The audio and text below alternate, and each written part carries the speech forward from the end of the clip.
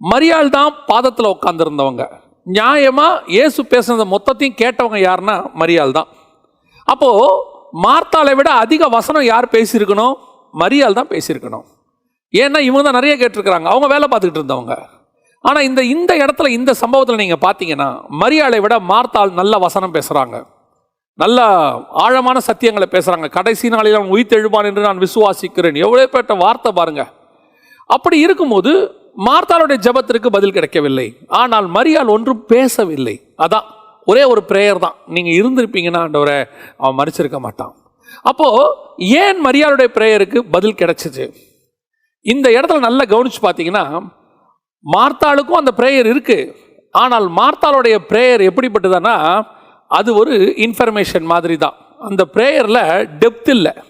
அவங்க அழலை, அவங்க அதை பற்றி கவலைப்படலை.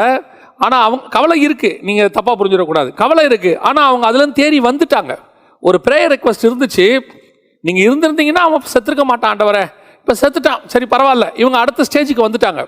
ஆனால் மரியாளால் அடுத்த ஸ்டேஜுக்கு வரவே முடியல. வீட்டில் அவள் அழுது கொண்டிருந்தாள். அந்த 11ஆம் அதிகாரத்தில் நீங்கள் போய் பார்த்தீங்கன்னு சொன்னால் மரியாள் வீட்டில் என்ன பண்ணுறான்னா, அப்பொழுது வீட்டிலே அவளோட கூட அவளுக்கு ஆறுதல் சொல்லி கொண்டிருந்த யூதர்கள். அப்படின்னா என்ன அர்த்தம் அப்படின்னு கேட்டிங்கன்னா, அவள் வீட்டில் உட்காந்து அழுதுகிட்டே இருக்கிறான்.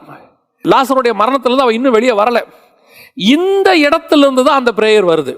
மார்த்தாளிடத்திலிருந்து அந்த பிரேயர் வந்ததுக்கும், மார்த்தாளுடைய இருதயத்துக்குள்ளேருந்து அந்த பிரேயர் வந்ததுக்கும், மரியாளுடைய இருதயத்துக்குள்ள இருந்து அந்த பிரேயர் வந்ததுக்கும் என்ன டிஃபரன்ஸ்னா, மார்த்தாளுடைய இருதயத்திலேருந்து அந்த பிரேயர் வரல, அது அவள் வாயிலிருந்து வந்துச்சு.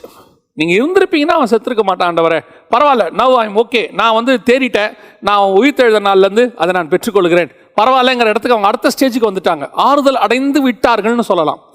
ஆனால் இன்னும் மரியாளால் ஆறுதல் அடைய முடியவில்லை. மரியாள் பேசுகிறாங்க, ஒரு வார்த்தை இயேசு பேசலை. அடுத்த வார்த்தை கேட்குறாரு, அவனை எங்கே வைத்தீர்கள்? இதுதான் ஒரு பிரேயருடைய மிக முக்கியமான விஷயம்.